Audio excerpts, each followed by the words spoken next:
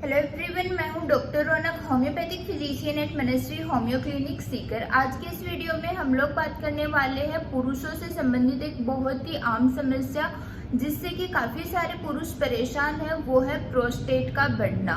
इस वीडियो में आगे हम प्रोस्टेट का बढ़ना किस कारण से होता है, क्या वजह होती है, इसके लक्षण क्या होते हैं और इसका होम्योपैथी में क्या इलाज है, बिना ऑपरेशन हम प्रोस्टेट का बढ़ना कैसे ठीक कर सकते हैं, इस वीडियो में आगे हम डिस्कस करेंगे। अगर हम बात करें कि प्रोस्टेट होता क्या है, प्रोस्टेट हमारे शरीर का पुरुषों में एक अंग होता है जो कि ब्लैडर के निचले हिस्से में पाया जाता है। ब्लैडर के जस्ट नीचे प्रोस्टेट है वो स्थित होता है। प्रोस्टेट का काम ये होता है कि प्रोस्टेट है वो स्पर्म को न्यूट्रिशन देता है। जब स्पर्म को प्रॉपर न्यूट्रिशन देने में प्रोस्टेट की काफ़ी अहम भूमिका है। लेकिन उम्र बढ़ने के साथ साथ जैसे ही कोई पुरुष है वो 45 से 50 की उम्र पार करता है, उम्र के साथ प्रोस्टेट है वो साइज में बढ़ने लग जाती है। वैसे तो प्रोस्टेट है वो एक नॉर्मल अखरोट के साइज की जितनी होती है, लेकिन जब उम्र के साथ है उसमें प्रोस्टेट की साइज है वो बढ़ने लग जाती है। 80% लोगों में प्रोस्टेट के बढ़ने के कोई सिम्टम्स हमें दिखाई नहीं देते हैं। सिर्फ 20% लोगों में प्रोस्टेट के सिम्टम्स हमें देखने को मिलते हैं। तो ऐसा क्यों होता है कि 80% लोगों में प्रोस्टेट के कोई सिम्टम्स दिखाई नहीं देते, जबकि बढ़ती उम्र के साथ प्रोस्टेट तो सारे पुरुषों में बढ़ता है।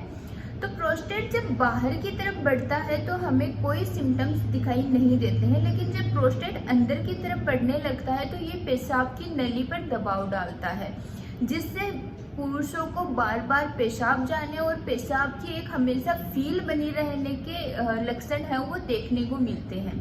इसके अलावा अगर प्रोस्टेट ऊपर की तरफ बढ़ता है तो ये ब्लैडर पर एक दबाव डालता है, जिससे कि एनी टाइम हमारे मस्तिष्क को एक मैसेज जाता रहता है कि ब्लैडर फुल हो गया है, ब्लैडर को खाली किया जाए। या फिर कुछ सिचुएशन में ऐसा होता है जब प्रोस्टेट ऊपर की तरफ बढ़ता है तो ब्लैडर में एक पाउच बन जाता है, और जब ब्लैडर को खाली किया जाता है, जब पेशाब जाया जाता है तो उस पाउच में थोड़ा सा यूरिन रह जाता है, जो कि बाद में दोबारा से यूरिन जाने का सिग्नल है वो हमारे दिमाग तक भेजता है, जिससे कि बार बार पेशाब जाने की इच्छा होती रहती है। अगर हम प्रोस्टेट के सिम्टम्स की बात करें तो सबसे पहला सिम्टम है वो है फ्रीक्वेंसी ऑफ यूरिन। बार बार पेशाब जाना पड़ता है। अगर कोई पर्सन है वो दिन में 8 से 10 बार तक यूरिन जा रहा है तो वो नॉर्मल है, लेकिन इन पेशेंट्स में फ्रीक्वेंसी है वो काफ़ी ज़्यादा बढ़ जाती है और रात के समय में इनकी दिक्कतें हैं वो काफ़ी ज़्यादा बढ़ जाती हैं। नेक्स्ट सिम्टम है अर्जेंसी। जैसे ही पेशाब का सेंसेशन हमारे माइंड तक जाता है उसी वक्त पेशाब जाना होता है, अदरवाइज पेशाब है वो कपड़ों में निकल जाता है।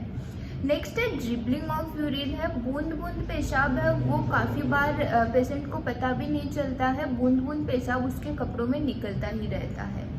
नेक्स्ट सिम्टम की हम बात करें तो जब पेशेंट है वो पेशाब करने जाता है तो उसे खुलकर पेशाब नहीं आता है, पेशाब की धार अच्छे से नहीं बनती है, जिस वजह से काफ़ी बार है पेशाब कपड़ों में भी गिरता रहता है। नेक्स्ट सिम्टम है कि पेशेंट को लगता है कि उसका पेशाब है वो पूरी तरह से हुआ नहीं है, ब्लैडर पूरी तरह से खाली नहीं हुआ है।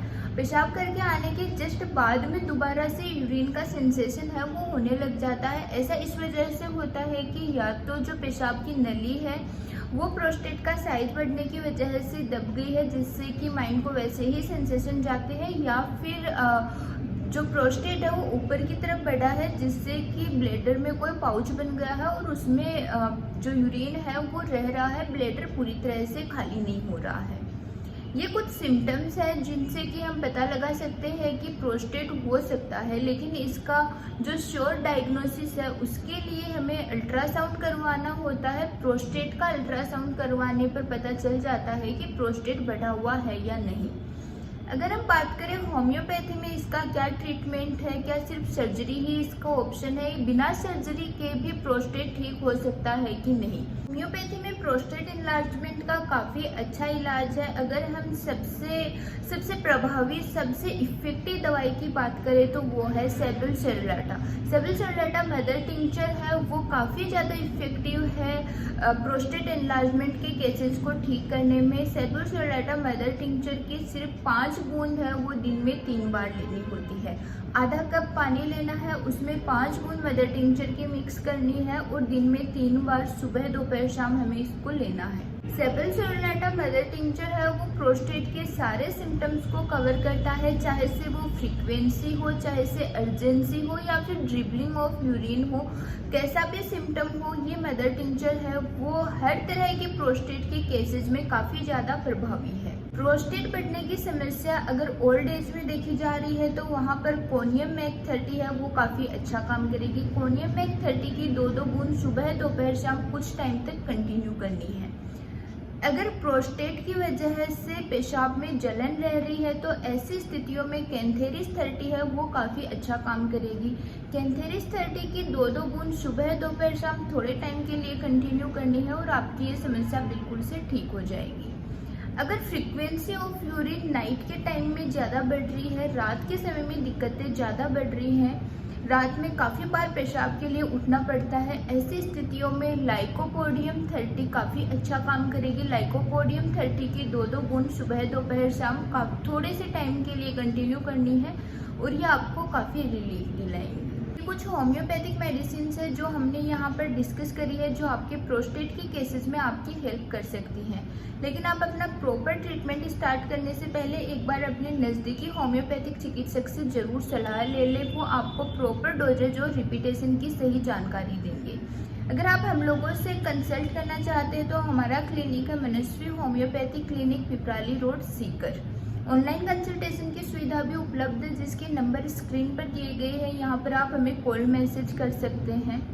अगर आपको ये वीडियो पसंद आया है तो वीडियो को लाइक कीजिए, वीडियो को शेयर कीजिए, चैनल को सब्सक्राइब कीजिए और बेल आइकन को प्रेस कर दीजिए ताकि आने वाले वीडियोज़ के नोटिफिकेशंस आपको सबसे पहले प्राप्त हो।